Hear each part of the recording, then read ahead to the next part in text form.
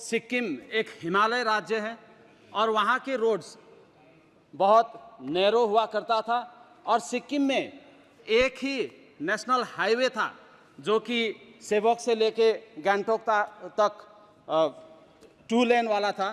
और आज भी वो सेवक से लेके रंफू तक का जो NH10 का स्ट्रेच है, इसमें बहुत सारे डिस्टर्बेंसेस है। तो हमने और हमारे सरकार ने माननीय प्रधानमंत्री जी को भी रिक्वेस्ट किया है कि इसको NH10 को कोई भी सेंट्रल एजेंसी NHIDCL हो या कोई भी सेंट्रल एजेंसी में दिया जाए, क्योंकि बंगाल सरकार की तरफ से इस नेशनल हाईवे 10 को ठीक से मेंटेन ना करने की वजह से सबसे बड़ा नुकसान सिक्किम को हो रहा है। और हमारा स्टेट एक ब्यूटीफुल स्टेट है। आप सब कहीं हम सदस्यों ने सिक्किम में टूरिज़्म और घूमने के लिए आए होंगे और लास्ट 10 इयर्स में तो NDA सरकार बनने के बाद हमारे मंत्री लोग हर एक 3 महीने में, हर एक महीने में सिक्किम आ रहे हैं। और सिक्किम एक बहुत ही पीसफुल स्टेट है। जिन पीसफुल स्टेट को हम इसको मेंटेन करने के लिए सिक्किम सरकार ने हर काम किया है।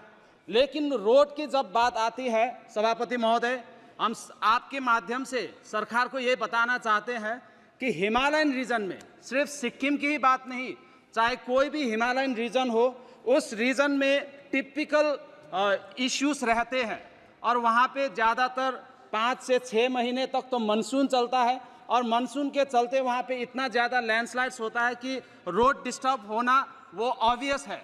इसलिए हम सरकार से यही निवेदन करना चाहते हैं कि Himalayan region, not only Sikkim but entire Himalayan region के लिए जो पॉलिसीज़ बनते हैं रोड्स में हो और कोई भी पॉलिसीज़ में एक्सेप्शन रखनी चाहिए और उसके लिए फंड्स और उसके लिए पॉलिसीज़ अलग से बनना चाहिए। और हम ये भी रिक्वेस्ट करते हैं कि जितने भी पॉलिसीज़ बनते हैं उसके लिए हिमालयन रीजन के लिए स्पेशली अलग सा कमेटी बनना चाहिए जिसमें कि हिमालयन रीजन का टिपिकल इश्यूज डिस्कस हो।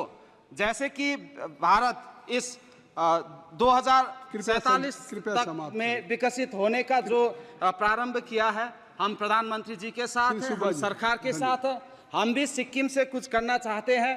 तो सिक्किम हमेशा से पीसफुल स्टेट रहा है और पिछले दिनों में आपने देखा सभापति महोदय कि क्लाइमेट चेंज कितना विजिबल हो गया है और इस क्लाइमेट चेंज की वजह से सबसे ज़्यादा किसी को अगर असर हो रहा है तो हिमालयन रीजन्स को हो रहा है। और हमने ग्रीनरी इतना ज़्यादा बना के रखे हैं सिक्किम में। आपको बता दूं सभापति महोदय, थोड़ा सा टाइम देना चाहूँगा, थोड़ा सा 1-2 मिनट, बहुत से माननीय सदस्य हैं, इतना बताना चाहूँगा। समय जितना है सभापति महोदय, आपको बता दूं कि मैं सेकंड टर्म का हूँ और पहली बार इतना टाइम मिला है सभापति महोदय। ये एक पॉइंट मैं कंप्लीट कर दूं, उसके बाद मैं कंक्लूड कर लूँगा।